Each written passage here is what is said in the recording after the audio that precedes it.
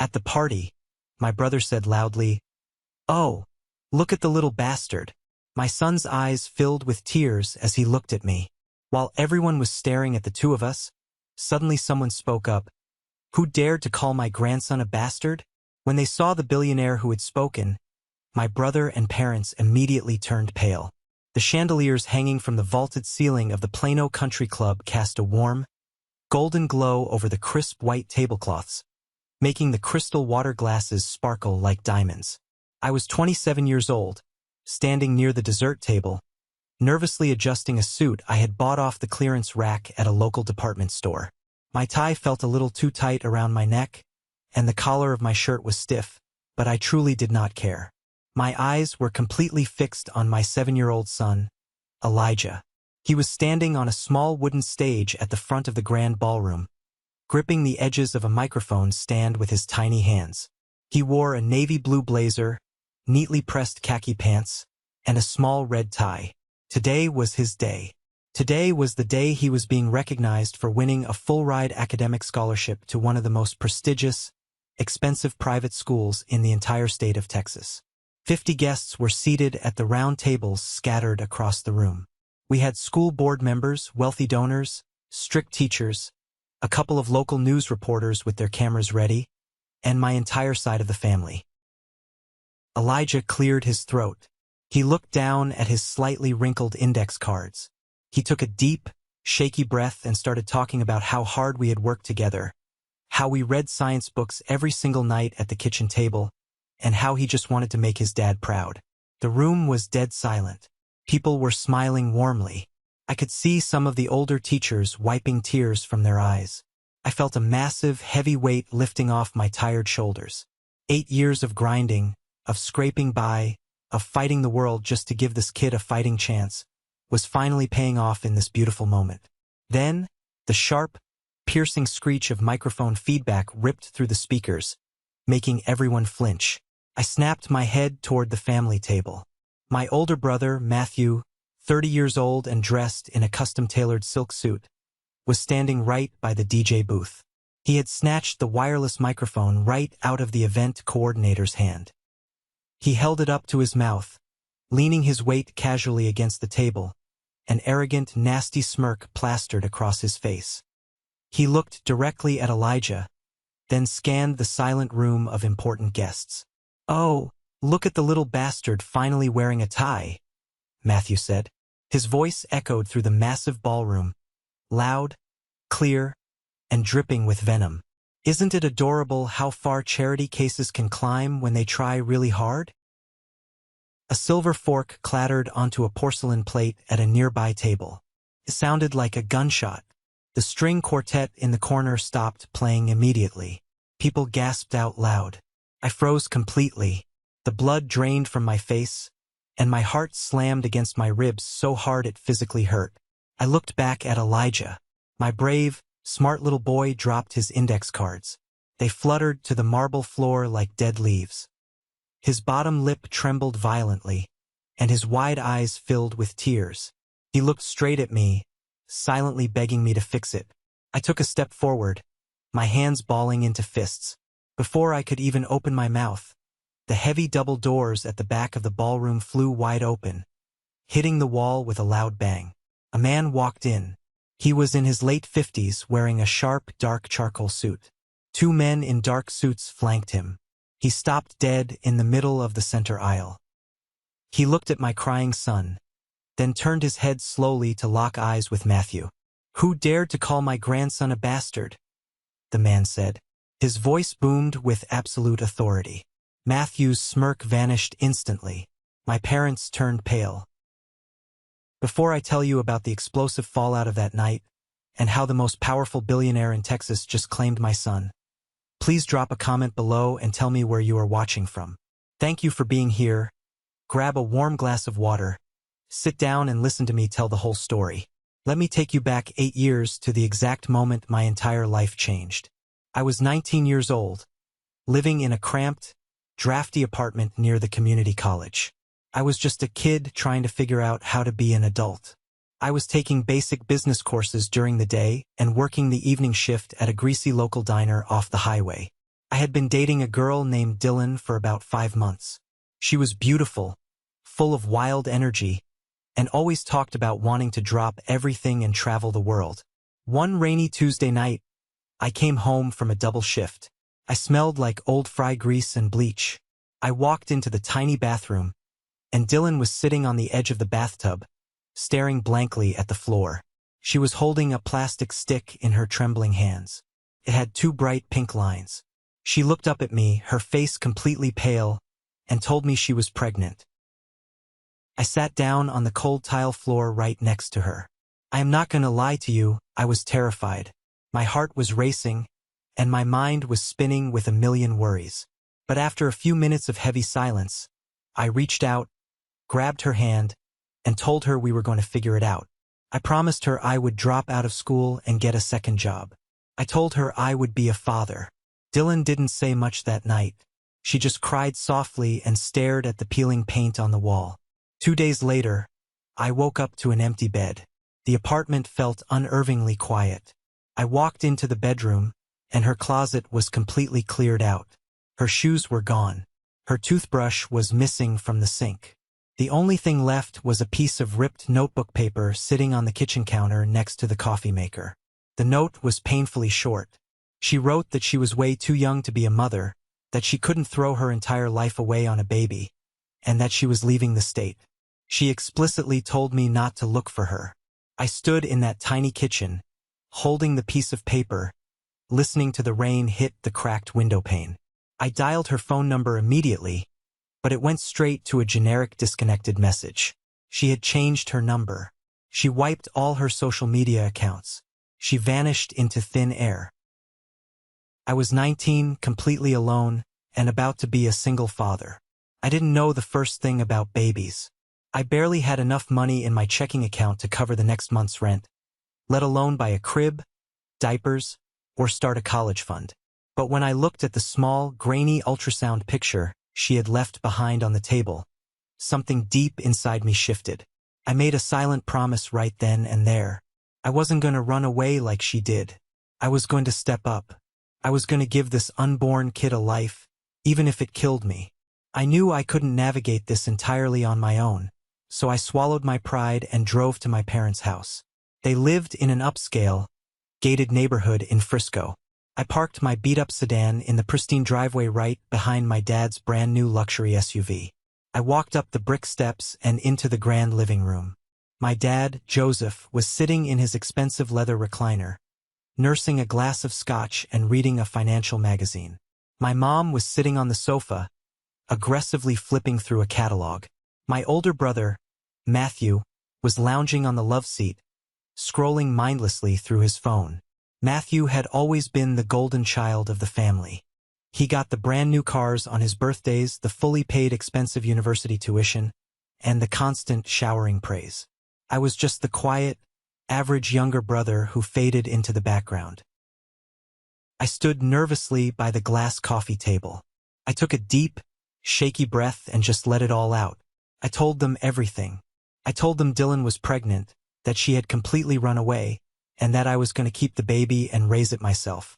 I told them I just needed a little bit of help, maybe just a temporary place to stay in the guest room while I saved up enough money for a better apartment. The large living room went completely, uncomfortably silent. My dad slowly lowered his magazine. He took off his reading glasses and stared at me like I was a disgusting stranger who had tracked mud onto his expensive rug. His face turned a deep, angry shade of red. He stood up abruptly, pointing a stiff finger directly at my chest. He yelled that I was an absolute disgrace. He told me I was throwing away my life for a stupid, reckless mistake. Matthew sat up straight, shaking his head with a look of pure disgust on his face. "You're going to completely ruin the family name, Mason," Matthew said, his voice dripping with venom and condescension. "Dad has a serious reputation in this town. You think his wealthy business partners want to hear that his teenage son is having an illegitimate kid? You're putting my future inheritance at risk with your absolute stupidity." I looked over at my mother, silently begging her with my eyes to step in, to say something, anything to defend me. She just looked away, picked up her catalog, and pretended not to hear the screaming. My dad stepped closer to me, his breath smelling of scotch. He told me that if I went through with keeping this child, I was officially no longer his son.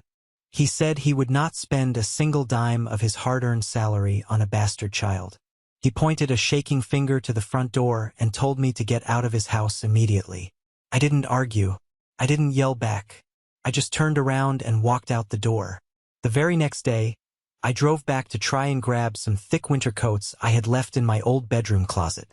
My silver key wouldn't turn in the lock. They had changed the deadbolts. I stood on the concrete porch, feeling the cold Texas wind hit my face, realizing my own flesh and blood had discarded me just to protect their perfect image. The next few years of my life were an absolute blur of physical pain and mental exhaustion. I officially dropped out of community college and managed to get a full-time job at a massive, bustling logistics warehouse in Dallas. I worked directly on the loading docks. It was brutal, back-breaking physical labor. In the middle of the unforgiving Texas summers, the inside of that metal-roofed warehouse felt like an industrial oven hitting 105 degrees. I worked double shifts constantly, sometimes pushing 14 hours a day, stacking heavy cardboard boxes, wrapping pallets, and driving forklifts until my vision blurred. I rented a tiny, dingy one-bedroom apartment on the rougher side of town, where the sirens wailed all night. When Elijah was finally born, he was the most beautiful thing I had ever seen in my entire life. But the harsh reality of being a single teenage dad hit me like a freight train. I survived entirely on cheap black coffee and instant ramen noodles. I scoured the local stores to buy his diapers in bulk only when they went on clearance. My only saving grace during those dark years was an older guy at the warehouse named Luke. Luke was a big, tough guy with a thick beard, but he had a massive heart. He noticed me sleeping in my hot car during my short 30-minute lunch breaks because I was too tired to eat. He started bringing extra ham sandwiches for me every single day. Sometimes, when my cheap, unreliable babysitter canceled at the last minute, Luke's wife would kindly watch Elijah for free in their living room so I wouldn't lose my shift and my paycheck. Luke taught me how to stretch my meager salary, how to budget every single penny, and how to stay sane when the pressure felt crushing. Every single night, I would come home, my back muscles screaming in agony, my hands covered in fresh blisters and old calluses. I would walk quietly into the bedroom, look at little Elijah sleeping peacefully in his cheap, second-hand crib, and I would whisper a promise to him. I promised him that things would get better.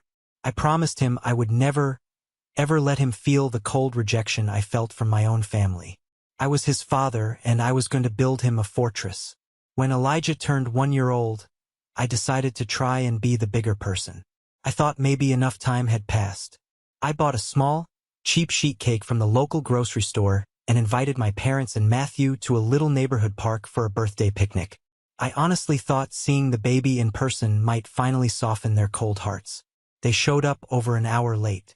My parents stood awkwardly by the wooden picnic table, keeping their distance and flatly refusing to even hold Elijah. Matthew, of course, stepped out of his sleek, brand-new sports car wearing a designer button-down shirt and expensive aviator sunglasses. He walked over slowly, looked down at the cheap plastic tablecloth, the generic hot dogs, and the flimsy balloons tied to the bench and actually scoffed out loud. He didn't bring a single gift for his nephew. Instead, he pulled out his expensive smartphone and started taking pictures of the sad little setup. I caught him whispering maliciously to our aunt, who had also shown up out of sheer curiosity. He was telling her that I was clearly living on government welfare, that I was dragging the prestigious family name down into the mud, and that it was an absolute tragedy this poor kid had to grow up in a trailer park environment. I bit the inside of my cheek so hard I tasted copper blood.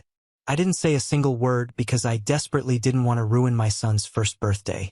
When Elijah turned 3, I saved up for months to rent a small, colorful bounce house for the backyard of the duplex I had finally managed to move us into.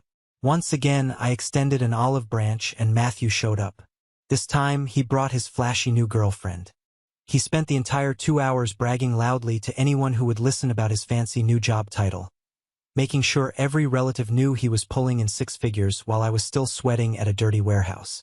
He looked over at Elijah, who was running around happily with chocolate cake smeared on his face, and said loud enough for me to hear, "It's a real shame he doesn't have a mother, or a real father who can actually afford to take care of him properly."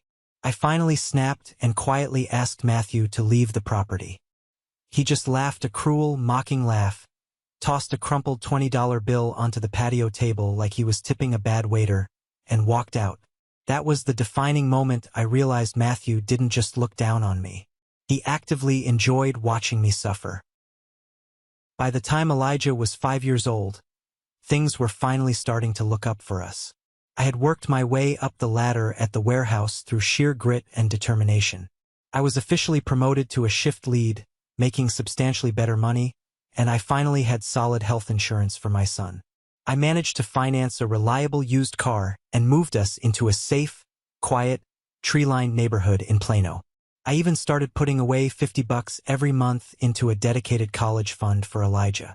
People in our extended family started noticing that I wasn't the total, abject failure my dad had loudly predicted I would be. A few aunts and uncles actually started calling me on holidays again, praising me for stepping up and being a real man. Matthew absolutely could not stand it. The family's attention was slowly shifting, and the golden child felt like he was losing his precious spotlight. So, he suddenly developed a very serious, life-threatening medical condition. Out of nowhere, Matthew claimed he was suffering from severe panic disorder combined with mild heart failure. He started clutching his chest dramatically at family dinners, breathing heavily through his mouth, and acting like he was on the verge of collapsing into a coma. My parents panicked completely. They dropped everything and doted on him hand and foot. My mother started cooking him special, low-sodium meals, and my dad bought him an outrageously expensive mechanical massage chair to help his poor circulation. It was all a highly calculated, disgusting performance. Matthew had a best friend from his college fraternity days, a guy named Carter, who had just finished his medical residency at a local clinic. Dr. Carter was the one providing all the fake medical documentation. He wrote up official-looking diagnostic notes and prescribed mild beta blockers that Matthew never actually took. Matthew would deliberately show up to family gatherings with a bulky heart monitor strapped to his chest under his designer shirt. Whenever the conversation naturally shifted to Elijah doing well in kindergarten, or me getting a small raise, Matthew would suddenly gasp loudly, grab the edge of the dining table, and whisper weakly that he was having severe palpitations. The entire room would rush to his side in a panic. The subject would change instantly back to him. Matthew had found the absolute perfect weapon to keep the entire family completely under his control, and he weaponized it flawlessly. The fake illness soon started bleeding over and actively destroying my professional life. After years of literally breaking my back on the docks, the regional director of the company, a strict man named Mr. Gray, called me up to his corner office. He shook my hand and told me I was officially being promoted to warehouse operations manager. It came with a massive salary bump, better benefits, and my very own office. I was absolutely ecstatic. The company decided to throw a small celebration in the main warehouse break room on a Friday afternoon. They invited the families of the management team. I brought Elijah, dressing him in a nice little button-down shirt. I was so incredibly proud. I wanted my son to see his dad succeed after all the struggle. Mr. Gray was standing at the front of the crowded room, holding my new, shiny manager badge, giving a really nice speech about my years of dedication. Suddenly, the double doors of the break room swung open violently. Matthew stumbled into the room. He looked pale and was sweating profusely. He took 3 shaky steps, grabbed his chest with both hands, and collapsed right onto the hard concrete floor, knocking over a large catered tray of sandwiches. He started gasping wildly for air, rolling on the ground in apparent agony. Complete and utter chaos erupted. My coworkers rushed over in a panic. Someone yelled loudly to call 911. The ambulance sirens wailed into the warehouse parking lot just a few minutes later. The paramedics loaded Matthew onto a stretcher and rushed him out the doors. The celebratory party was completely ruined. The mood was dead. I had to leave my own promotion party early to follow the ambulance to the hospital. 2 days later, Mr. Gray called me back into his office. He looked incredibly uncomfortable. He sat me down and told me that while I was a very hard worker, the operations manager role required someone with a completely stable personal life. He said the dramatic incident at the party showed that I had way too much unresolved family drama and distraction to lead a large team. He officially revoked the promotion right there. I lost the massive salary bump I desperately needed. I walked out of that office feeling like I had been violently punched in the gut. Matthew had stolen my future right out of my hands. And when I confronted him later that night in his private hospital room, he just looked up from his phone, smirked and said, "Stress is really bad for my heart condition, Mason. Don't yell at me." A year after the promotion disaster, Elijah entered the regional science fair for first graders. He had spent weeks meticulously building a working model of a solar-powered water pump using recycled plastic bottles and small wires. We stayed up late every single night painting it, testing it, and making sure it worked perfectly. When the judges finally announced the winners in the crowded school gymnasium, Elijah won first place. He was handed a big blue ribbon and a small cash prize. A local newspaper photographer was there to take pictures of the winning students. I was standing in the very front row, holding my digital camera, literally crying tears of joy as my son smiled. Right as the camera flash went off, Matthew, whom my mother had forced to come along to support the family, suddenly clutched his chest and collapsed loudly against the metal bleachers. He started hyperventilating, making horrible choking noises. The newspaper photographer immediately turned his camera away from my beaming son and pointed it directly toward the chaotic commotion. The crowd rushed over to help Matthew. Elijah stood alone on the big stage holding his blue ribbon, completely ignored by everyone.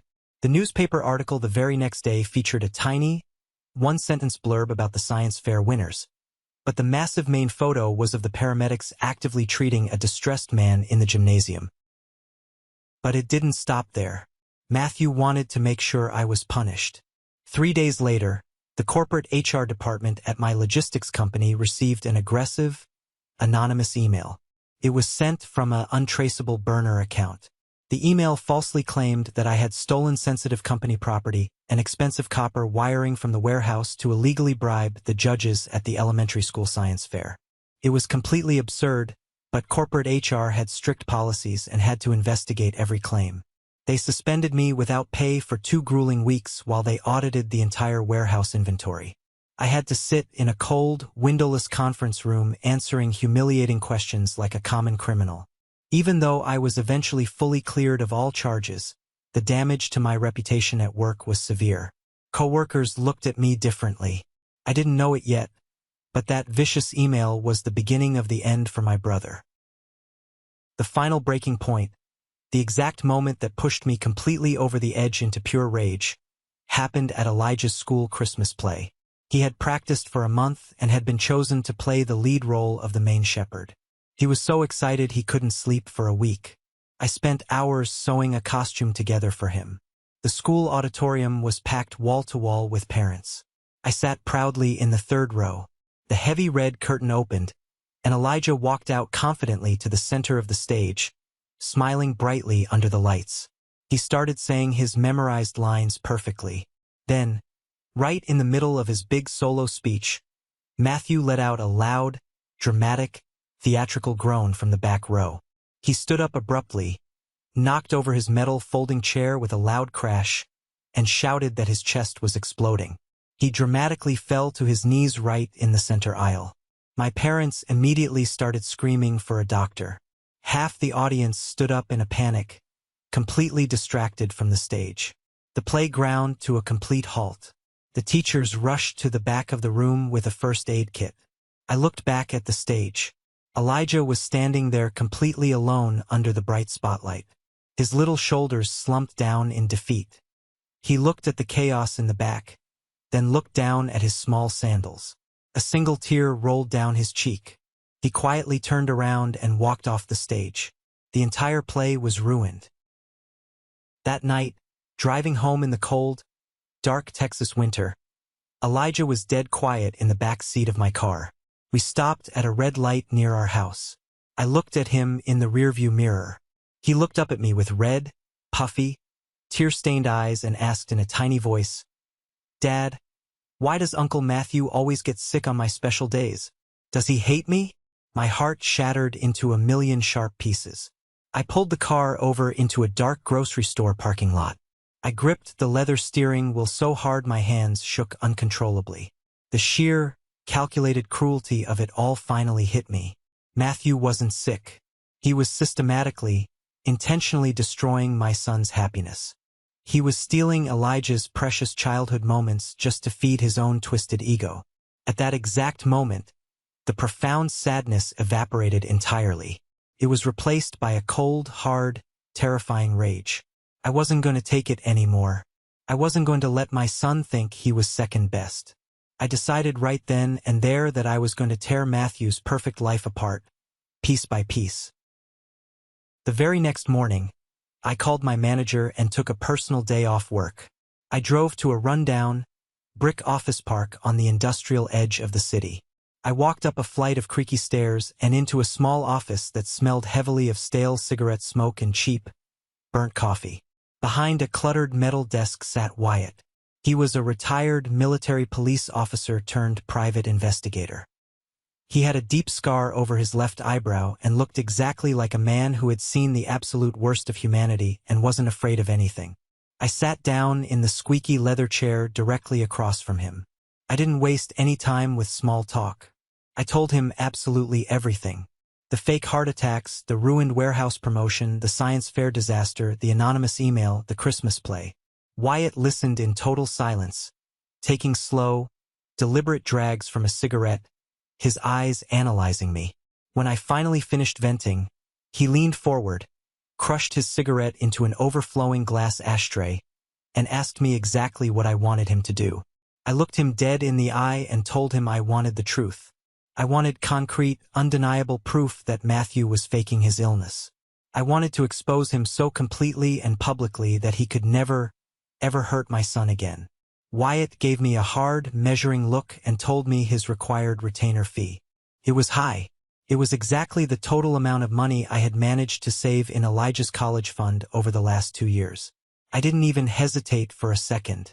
I reached into my jacket pocket, pulled out the thick white envelope of cash I had withdrawn from the bank that morning, and tossed it onto his metal desk. "Find everything," I said, my voice steady. "Every single lie, every fake medical bill. I want to know exactly what he's doing and where he's going when he's supposed to be dying in a hospital bed." Wyatt smirked, pulled a yellow legal pad toward him, and started writing. The hunt had officially begun. I walked out of that smoky office feeling a massive sense of power and control for the first time in 8 long years. Matthew thought he was playing a fun little game with a weak loser. He didn't realize the rules had just violently changed. Wyatt was worth every single penny of that college fund. He moved incredibly fast and he moved like a ghost. Within 3 short weeks, he texted me to meet him at a late-night diner. He slid a thick, heavy brown manila folder across the sticky laminate table. I opened it, and my blood instantly boiled over. The folder was filled with high-definition, time-stamped photographs and deeply buried financial records. Wyatt had successfully tracked Matthew during one of his supposedly severe, life-threatening heart episodes. Matthew had claimed to my weeping parents that he was rushing to the emergency room, leaving them panicked at home. The crystal-clear photos showed a completely different reality. Wyatt had pictures of Matthew walking out the employee back doors of the hospital, casually changing his shirt in the parking garage, and getting straight into a brand-new, jet-black Porsche 911. He wasn't sick. He was going to a high-end, exclusive nightclub downtown. There were detailed pictures of him drinking expensive whiskey, dancing under strobe lights, and laughing uproariously with his buddy, Dr. Carter. But the worst part wasn't the photos. It was the heavily redacted bank statements Wyatt had somehow legally obtained through a backdoor trace. Matthew had been secretly draining my parents' retirement accounts for years. He used the fake hospital bills and the supposed astronomical cost of his specialized heart medication to manipulate my dad into signing over huge, continuous checks. That massive inheritance my dad was so incredibly proud of? The money he adamantly refused to use to help his own struggling grandson? Matthew was burning it all on sports cars, VIP nightclub tables, and designer clothes. He was bleeding them completely dry while brilliantly playing the tragic victim. And Dr. Carter was getting a fat cut of the stolen money for writing the fake prescriptions to legitimize the scam. My parents were absolute fools, but they were being systematically robbed blind by their perfect golden child. I closed the folder. The puzzle pieces were falling perfectly into place. I had the heavy artillery to completely destroy Matthew. But Wyatt wasn't finished. He tapped a second, much smaller folder on the table. "You're going to want to see this," Wyatt said softly. "I looked into your son's mother. I finally found out why she ran." I slowly opened the second folder. Inside was a comprehensive background report on Dylan, the girl who had abandoned me in that cheap apartment 8 years ago. Wyatt had tracked her digital footprint. She was currently living in Europe, bouncing from country to country on an endless vacation. But that wasn't the massive shock. The shock was the boldly printed name of her father, Samuel Vance. I recognized the name immediately. Everyone who worked in the logistics and shipping industry knew that name. Samuel Vance was a billionaire, the ruthless founder and CEO of Vance Global Freight, the largest shipping empire in the southern United States. Dylan was a billionaire heiress who had been briefly rebelling against her strict father by living in a cheap apartment and dating a warehouse worker. When she got pregnant, she panicked because she didn't want to lose her massive trust fund or face her father's wrath. She ran away, and she never, ever told him about the baby. I sat alone in my car for 2 hours after leaving the diner, staring blankly at Samuel's corporate headquarters address on the paper. The next morning, I put on my best, cleanest suit. I drove straight to the massive glass skyscraper downtown. I confidently bypassed the front desk security and waited in the executive parking garage until I saw a silver Rolls-Royce pull into the VIP spot. When Samuel stepped out, surrounded by 2 massive security guards, I walked straight up to him. His guards immediately moved to intercept me, but I quickly held up a single photograph. It was a close-up picture of Elijah. Elijah has Dylan's exact, unmistakable green eyes. Samuel stopped dead in his tracks. He looked at the photo, his face turning pale, then looked up at me. I told him I needed exactly 5 minutes of his time, or I would walk away forever. We went up to his massive penthouse office. I laid everything out on his polished mahogany desk. I told him about Dylan, the pregnancy, and how I had raised his grandson entirely alone, working double shifts for 7 years. I showed him Elijah's perfect report cards, his blue science fair ribbon, and pictures of him smiling. Samuel, this notoriously ruthless billionaire who casually crushed competitors, sat down heavily in his leather chair, buried his face in his hands, and started to cry. He wept bitterly for the years he had lost. He wept for the grandson he never even knew existed. When he finally composed himself, he looked at me with a terrifying, cold intensity. I told him about Matthew. I told him about the financial abuse, the sabotage, and the fancy country club party that was coming up. Samuel wiped his face, picked up his desk phone, and immediately called his elite legal team. "We are going to crush them," Samuel said, his voice cold as ice.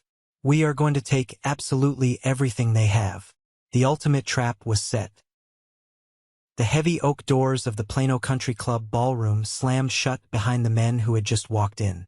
The loud thud echoed across the silent room. Samuel Vance stood at the head of the center aisle. He wore a dark charcoal suit tailored perfectly to his broad shoulders. He carried the kind of silent, heavy authority that commanded a room the second he entered. 2 massive men in dark suits stepped sideways, blocking the exit doors completely. Nobody was leaving. The country club manager, wearing a panicked expression, rushed forward, holding his hands up. He tried to tell Samuel that this was a private, closed event.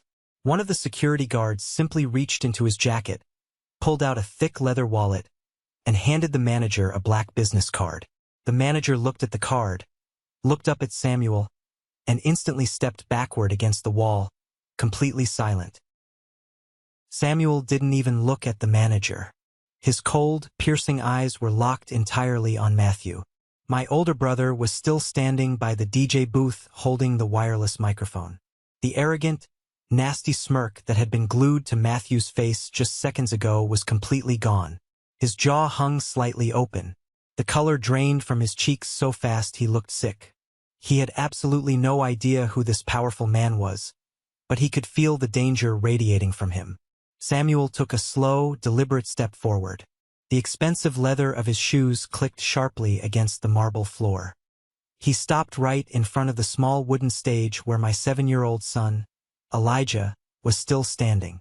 Elijah was frozen, tears streaming down his small face, his tiny hands gripping the microphone stand. Samuel's hard, terrifying expression melted instantly. He looked at Elijah with a softness I had never seen from a billionaire. He crouched down slightly so he was at eye level with my son. "You must be Elijah," Samuel said. His voice was incredibly warm and gentle. "You don't know me yet, but I know you. I have been waiting a very long time to meet you." Elijah sniffled, looking down at the man, then looked over at me for permission. I gave Elijah a firm, reassuring nod. Elijah wiped his eyes with the back of his sleeve and stood a little taller. Samuel smiled, a genuine, proud smile. Then he stood back up, and the warmth in his face vanished. He turned his body slowly to face my family's table. My dad, Joseph, was gripping the edge of the tablecloth so hard his knuckles were stark white. My mom had both hands pressed tightly over her mouth. I asked a question. Samuel's voice boomed through the room, cutting through the heavy air. "Who exactly gave you the right to call my grandson a bastard?" Total shock rippled through the 50 guests. People leaned forward in their chairs. The school board members at the front table exchanged confused, wide-eyed glances. Matthew swallowed hard.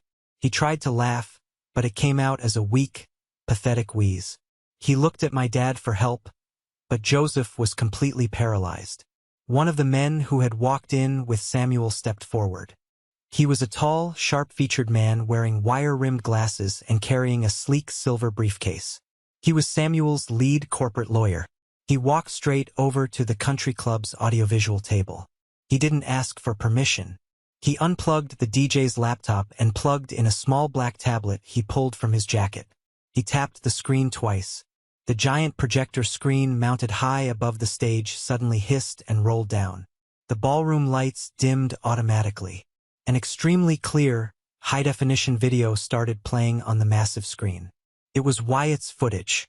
The timestamp in the corner showed it was recorded just 2 months ago, on the exact afternoon Matthew had called my mother crying, claiming his heart condition was acting up and he needed emergency care. The video showed the back exit of the local hospital. The heavy metal doors pushed open. Matthew walked out wearing a hospital gown over his jeans.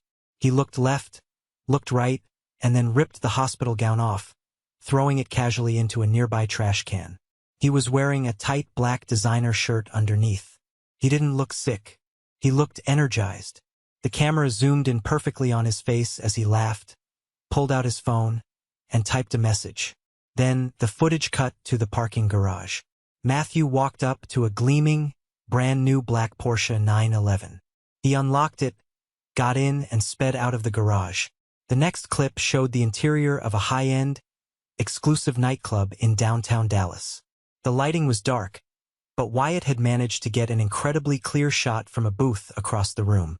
Matthew was sitting at a VIP table covered in expensive bottles of champagne.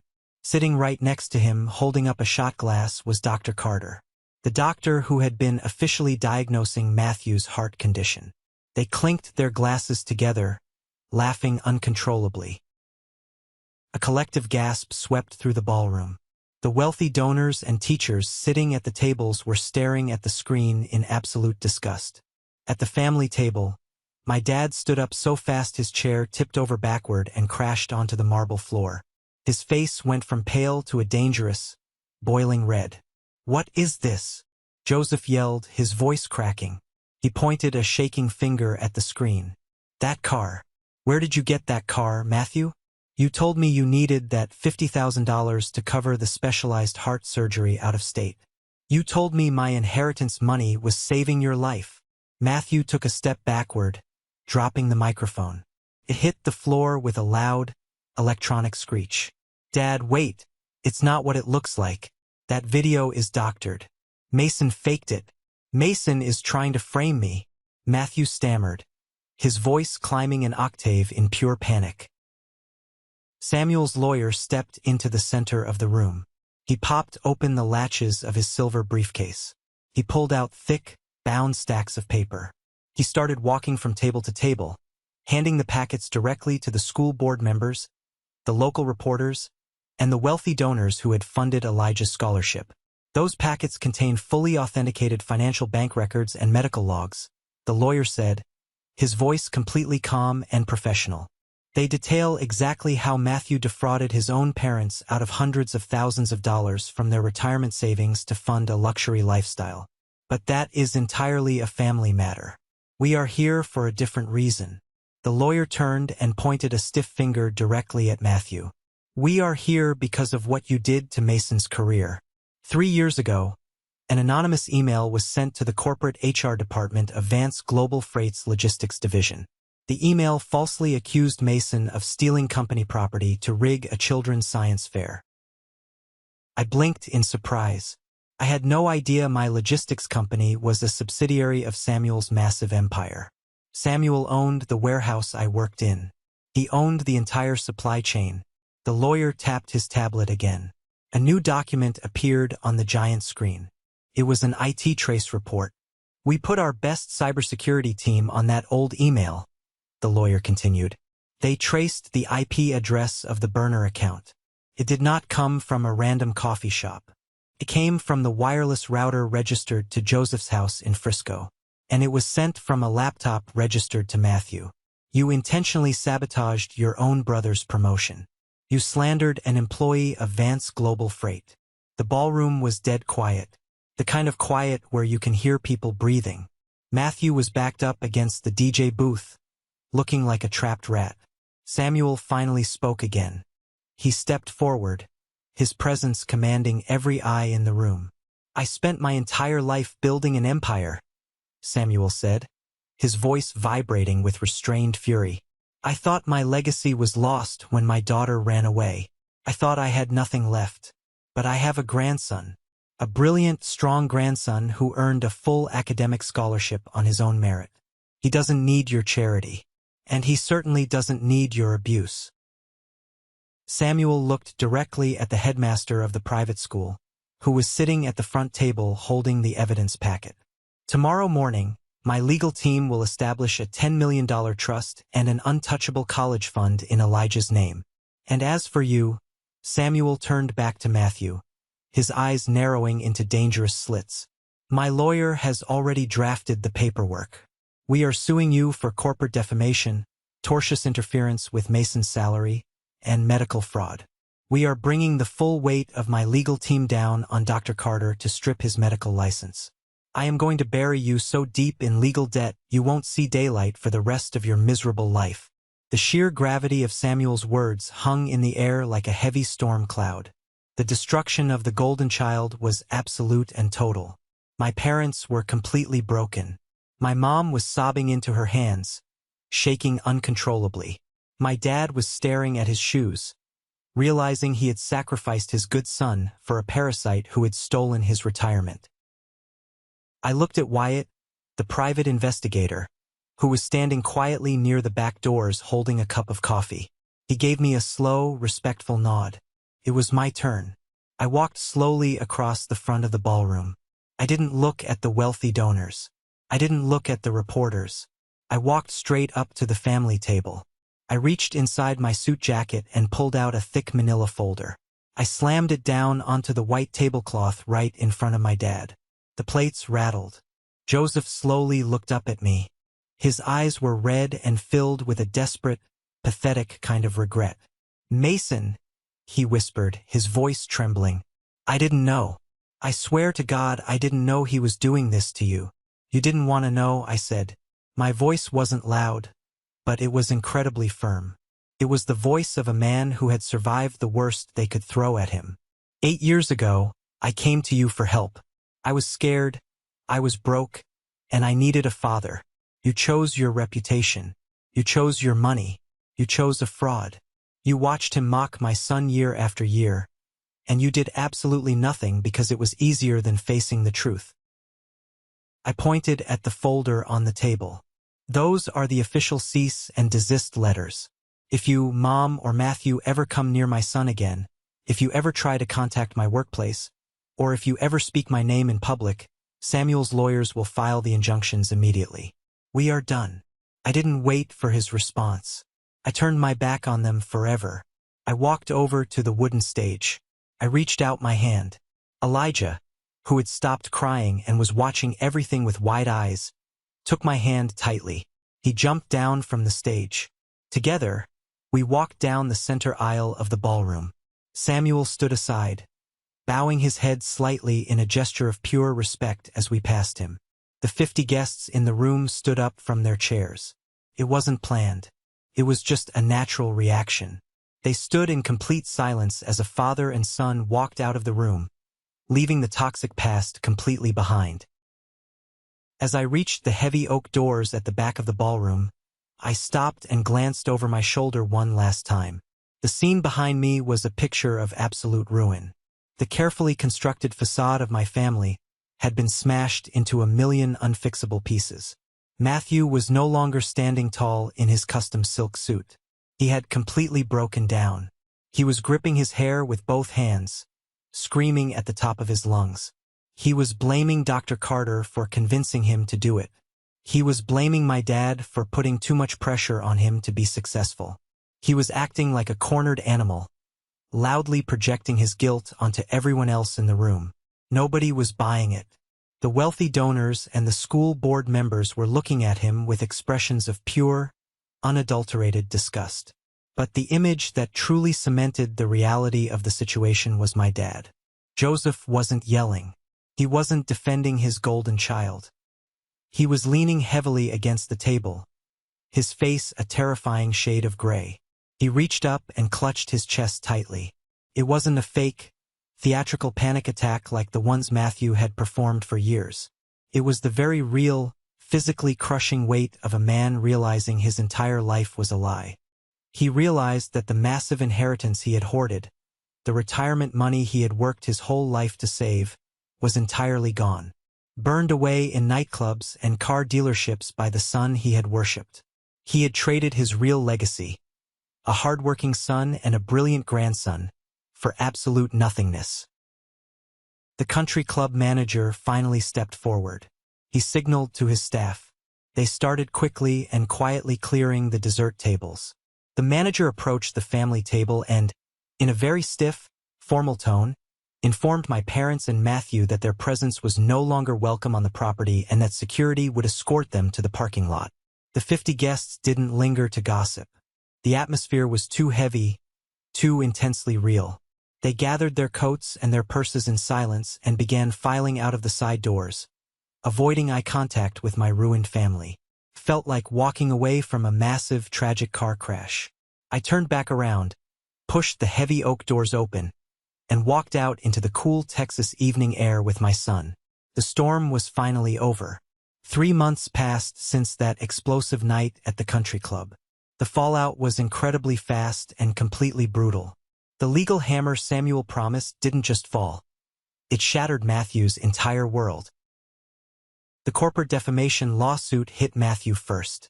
He tried to hire a fancy defense lawyer, but the moment the attorney saw the high-definition video evidence and the IT trace reports from Wyatt, he demanded a massive retainer fee up front. Matthew couldn't pay it.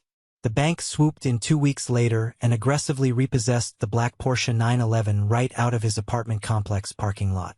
Shortly after that, the mid-level marketing firm Matthew worked for got wind of the pending medical fraud and extortion charges. They fired him immediately and had building security escort him out with his belongings in a cardboard box. He was blacklisted in the local corporate community. Last I heard from a mutual acquaintance, Matthew was working the overnight shift at a local gas station, driving a beat-up sedan, and facing years of crippling legal debt. Dr. Carter didn't fare any better. Samuel's legal team filed a massive, detailed complaint with the state medical board. When confronted with the club photos and the fake prescription logs, Carter panicked and tried to throw Matthew under the bus to save himself. It didn't work. His medical license was permanently suspended pending a full criminal investigation for prescription fraud. His entire career was dead before it even truly started. But the hardest hit landed on my parents. Joseph and my mother were forced to face the reality of the financial devastation Matthew had caused. They had to drain whatever tiny amount of savings they had left to hire a lawyer just to keep the bank from seizing their assets entirely. They were forced to put the big, beautiful house in Frisco on the market at a massive loss just to cover their immediate debts. The stress of the financial ruin and the intense public humiliation shattered their marriage. The screaming matches echoed through the empty house until they finally filed for divorce. The family name my dad cared so much about was completely dead in the water. It was worse than a funeral. It was a complete erasure of everything they thought made them important. While their world burned to the ground, my world finally stepped into the sunlight. Samuel Vance didn't just swoop in and disappear. He stepped up. He became a fixture in our lives. He didn't try to buy Elijah's love with expensive toys. He earned it with time. He showed up to Elijah's Little League baseball games in his tailored suits, sitting on the cheap aluminum bleachers and cheering louder than anyone else. He spent hours walking around the local park with Elijah, teaching him how to play chess and listening to him talk about science. One afternoon, Samuel invited me to his penthouse office. We sat across from each other, drinking coffee. He handed me a thick, legally binding contract. It wasn't a handout. It was a business proposal. He told me I knew the warehouse floor better than the executives sitting in the glass offices. He offered to bankroll a brand new, independent logistics and freight brokerage firm, with me as the majority owner and CEO. I didn't need to fight for a promotion anymore. I was going to be the boss. I signed the papers. Vance Mitchell Logistics was born. Within 2 months, I was dictating my own salary.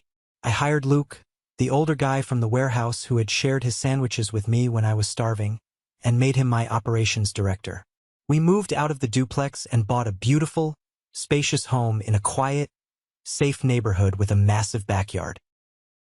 On a warm Sunday afternoon, I stood on the back porch holding a cup of coffee.